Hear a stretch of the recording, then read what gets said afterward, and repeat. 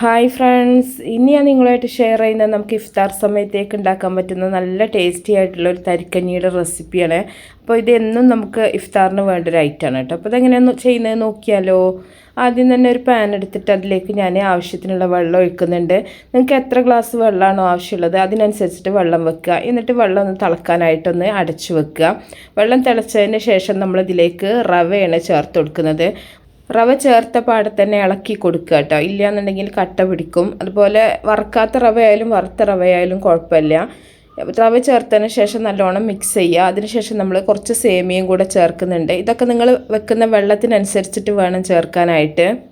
ഇപ്പോൾ ഒരു 6 ഗ്ലാസ് വെള്ളമാണ് നിങ്ങൾ വെച്ചിട്ടുള്ളതെന്നുണ്ടെങ്കിൽ റവയും സേമിയയും കൂടെ ഒരു 1.5 ഗ്ലാസ് മതിയാവും കേട്ടോ. അതന്നെ അത്യാവശ്യം നല്ല കട്ടി ഉണ്ടാവും. അപ്പോൾ ആ ഒരു കണക്കിന് വെക്കുക. വെള്ളം എത്രത്തോളം വെക്കുന്നതനുസരിച്ചിട്ട് വേണം നിങ്ങൾ റവയും സേമിയയും കൂടെ ചേർക്കാനായിട്ട്. ഇനി നിങ്ങൾ ഫ്ലേവറിനനുസരിച്ചിട്ട് 2-3 ഏലക്കയും കൂടെ ഒന്ന് കുത്തിയിട്ട് കൊടുക്കുക. ഇനി ആവശ്യത്തിനുള്ള പഞ്ചസാര ചേർത്ത് കൊടുക്കുക. പഞ്ചസാരയൊക്കെ നിങ്ങളുടെ മധുരത്തിനനുസരിച്ചിട്ട് വേണം ചേർക്കാനായിട്ട്.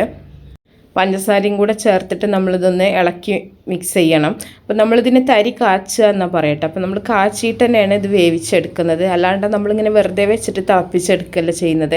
നമ്മൾ ഇളക്കി മിക്സ് ചെയ്തിട്ട് ഇങ്ങനെ കാച്ചി എടുത്തിട്ട് തന്നെയാണ് ഇത് വേവിക്കുന്നത്. ഇനി ഇതിലേക്കൊരു 1/4 ടീസ്പൂൺ ഉപ്പും കൂടെ ചേർക്കുന്നുണ്ട്. ഉപ്പും കൂടെ ചേർക്കുമ്പോഴാണ് കറക്റ്റ് നല്ലൊരു മധുരം കിട്ടുകയുള്ളൂ. ഉപ്പും കൂടെ ചേർത്തിട്ട് ഒന്നുകൂടെ നല്ലപോലെ മിക്സ് ചെയ്യുക. ഇനി നല്ല കട്ടിയുള്ള തേങ്ങാപ്പാൽ 1 ഗ്ലാസ് ഒഴിച്ച് കൊടുക്കുന്നുണ്ട്. നല്ല കട്ടിക്കാണ് നമ്മൾ തേങ്ങാപ്പാൽ എടുക്കുന്നത് കേട്ടോ. തേങ്ങാപ്പാൽ ലാസ്റ്റാണ് ഒഴിച്ച് കൊടുക്കുന്നത്. തേങ്ങാപ്പാൽ ഒഴിച്ചതിന് ശേഷം ഒരുപാട് തിളപ്പിച്ചെടുക്കരുത്. അപ്പോൾ ചെറുതായിട്ടൊന്ന് തിള വരുന്ന സമയത്ത് നമുക്ക് തീ ഓഫ് ചെയ്യണം. ഇനി അത് ഒരുപാട് സമയം നമ്മൾ അടുപ്പത്ത് വെക്കേണ്ട ആവശ്യമില്ല. തേങ്ങാപ്പാലൊന്ന് തിളച്ച് വരുന്ന സമയത്ത് നമുക്ക് തീ ഓഫ് ചെയ്യാം.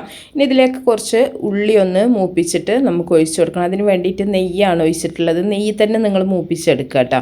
ഇതിലേക്ക് കുറച്ച് ചെറിയ ഉള്ളി അരിഞ്ഞത് ചേർക്കുന്നുണ്ട്. ചെറിയ ഉള്ളി ഒന്ന് മൂത്ത് വരുന്ന സമയത്ത് നമുക്കിതിലേക്ക് കുറച്ച് അണ്ടിപ്പരിപ്പും കൂടെ ചേർത്ത് കൊടുക്കുക. അണ്ടിപ്പരിപ്പും മുന്തിരിയൊക്കെ ചേർത്തിട്ട് ആണ് നമ്മളിത് താളിച്ചിട്ട് ഒഴിക്കുന്നത്. അപ്പോൾ വേണമെന്നുണ്ടെങ്കിൽ ഉള്ളി ആദ്യം മൂപ്പിച്ചെടുക്കുക വേണം. പിന്നെ നമുക്ക് അണ്ടിപ്പരിപ്പ് മുന്തിരി അങ്ങനെ താളിച്ചിട്ടെടുക്കുക. അപ്പോൾ അതൊക്കെ നിങ്ങളുടെ ഇഷ്ടം പോലെ ചെയ്യുക. ഞാനിപ്പോൾ എല്ലാം കൂടെ ഒരുമിച്ചാണ് ചെയ്യുന്നത്.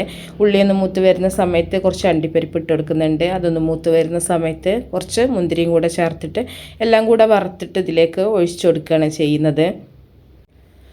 അപ്പോൾ നന്നായിട്ട് മൂത്തതിന് ശേഷം നമ്മൾ നേരത്തെ റെഡിയാക്കി വെച്ചിട്ടുള്ള തരിയിലേക്ക് ഇത് ഒഴിച്ചിട്ട് നന്നായിട്ടൊന്ന് മിക്സ് ചെയ്തെടുക്കുക. അപ്പോൾ നമ്മൾ ഉണ്ടാക്കിയെടുക്കുന്ന സമയത്ത് കുറച്ച് ലൂസാക്കിയിട്ട് വെക്കുക. നമ്മൾ കുടിക്കുന്ന സമയമാകുമ്പോഴേക്കും കുറച്ചും കൂടെ കട്ടിയായിട്ടാവും ഉണ്ടാവുക. അപ്പോൾ അത് നോക്കിയിട്ട് ആ ഒരു പാകമൊക്കെ നോക്കിയിട്ട് വേണം നിങ്ങൾ ഉണ്ടാക്കിയെടുക്കാൻ. അപ്പോൾ നല്ല ടേസ്റ്റി ആയിട്ടുള്ള നല്ല ഹെൽത്തി ആയിട്ടുള്ള ഒരു തരിക്കഞ്ഞിയുടെ റെസിപ്പിയാണത്.